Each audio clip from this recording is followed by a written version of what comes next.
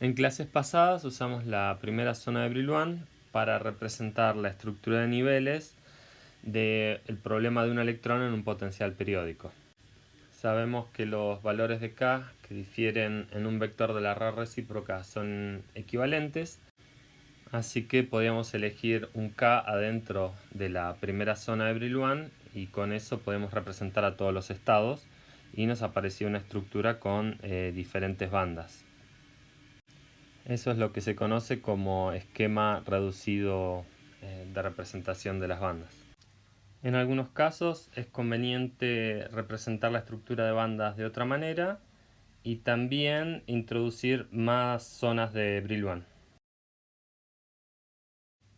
Vimos para electrones cuasi libres que el efecto mayor del potencial ocurría cuando se daba la condición de Bragg, y eso nos definía una serie de planos en el espacio recíproco. En este ejemplo unidimensional, más que planos son puntos, que son cuando dividimos un vector de la red recíproca por 2. Así que nos aparecen planos en pi, 2pi, 3pi, y lo mismo para valores negativos de k. A partir de los planos de Bragg podemos definir las zonas de Brillouin. La primera zona corresponde a todos los puntos del espacio K, desde los cuales podemos llegar al origen sin atravesar ningún plano de Bragg.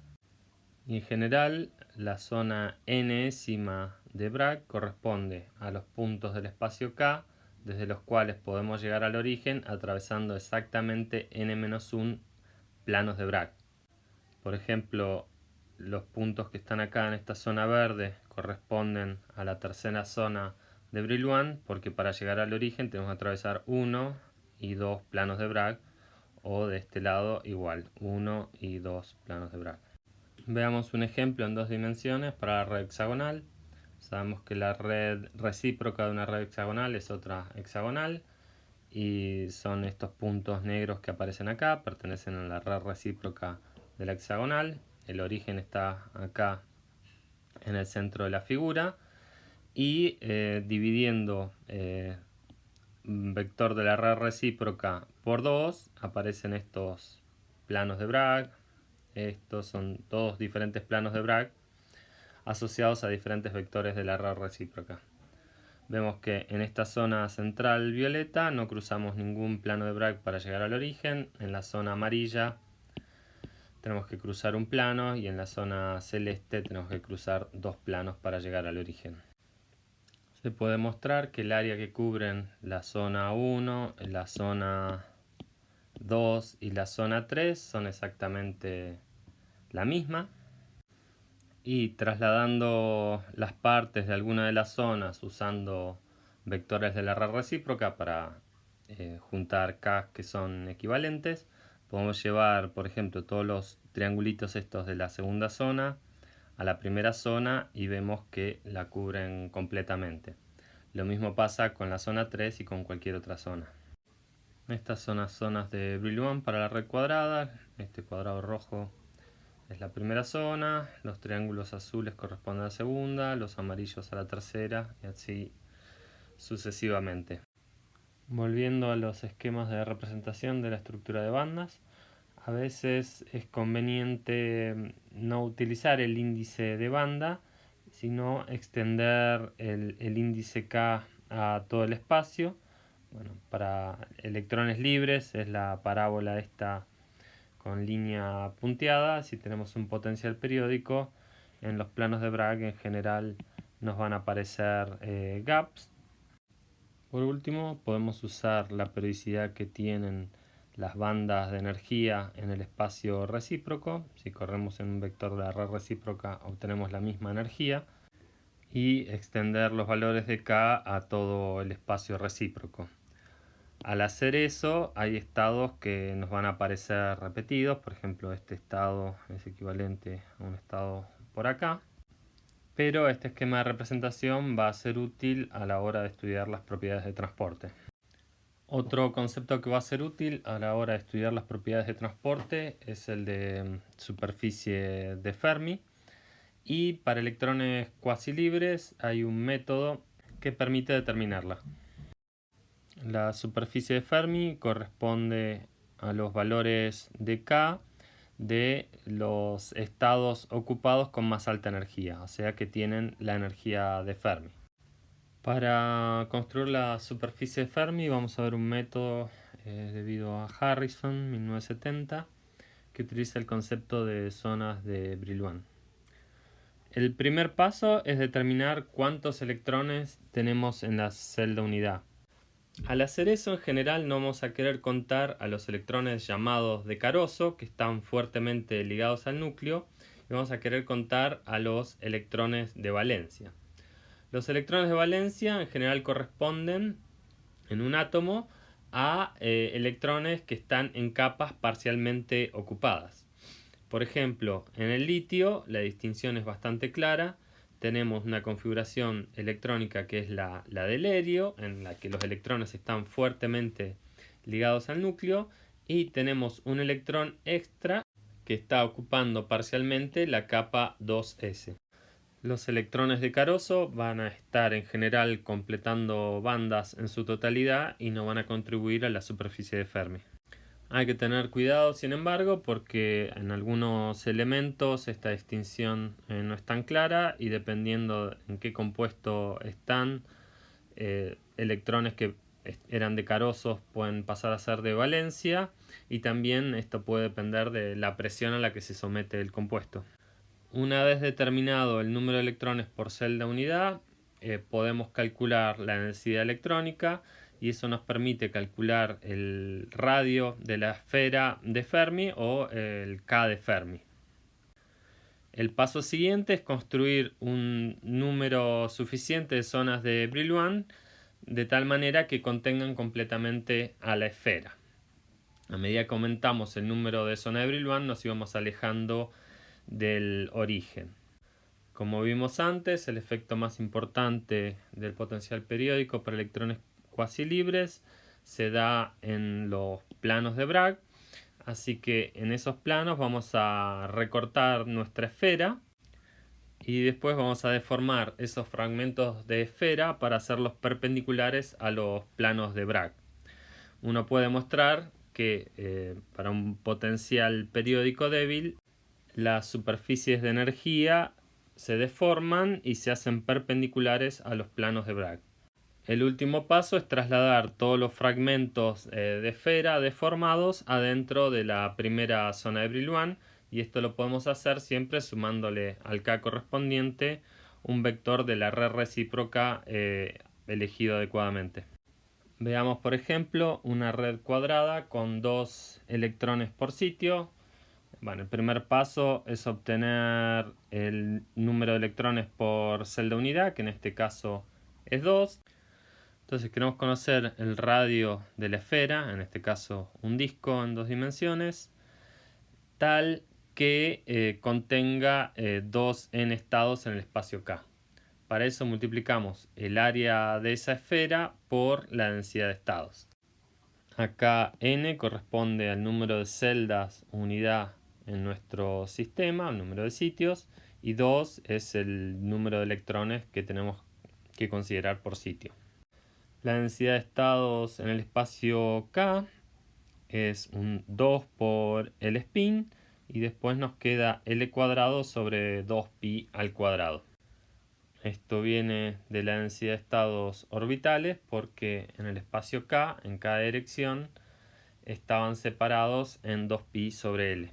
Estamos suponiendo acá que el tamaño de nuestro sistema es L en la dirección X y L en la dirección Y. Y estamos tomando que L es un nx por A y también es un ni por A, así que bueno, nx va a ser igual a ni, y nx por ni va a ser igual al número de celdas en nuestro sistema. Usando esto, reemplazando acá, obtenemos esta relación para K de Fermi al cuadrado, de la que lo podemos despejar, y nos queda que es igual a 2 sobre raíz de pi por pi sobre A, que eso es aproximadamente 1.12 de pi sobre A. Entonces, con este K de Fermi podemos construir nuestra esfera de Fermi en el espacio recíproco, Y ahora tenemos que construir zonas de Brillouin de manera que contengan completamente a esta esfera de Fermi. La primera zona de Brillouin va entre menos pi sobre a y pi sobre a en kx y menos pi sobre a y pi sobre a en ki. Estos son los planos de Bragg que la delimitan. Y vemos que como k de Fermi es más grande que pi sobre a, la esfera de Fermi sobresale de la primera zona. Entonces vamos a tener que ir al menos hasta la zona siguiente.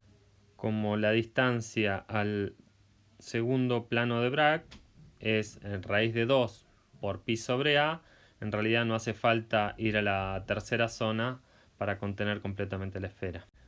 El paso siguiente es cortar nuestra esfera de Fermi por donde pasan los planos de Bragg. Y eso nos deja con 8 segmentos de esfera. El quinto paso corresponde a deformar los segmentos de esfera que teníamos para que sean perpendiculares a los planos de Bragg.